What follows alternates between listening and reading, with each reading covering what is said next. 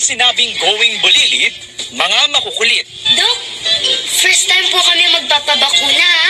Okay lang yun. First time ko rin naman magbabakuna eh. Mga nakakatawa. Bakit daw hindi maitim ang patatas? Bakit daw? Kasi putito.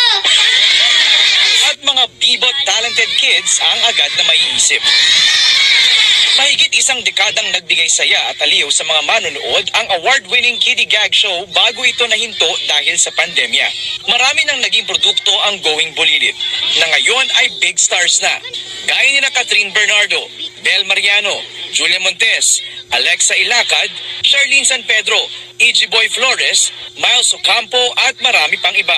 Going back sa TV! Kahapon, inanunsyo ang pagbabalik telebisyon ng Going Bulilit.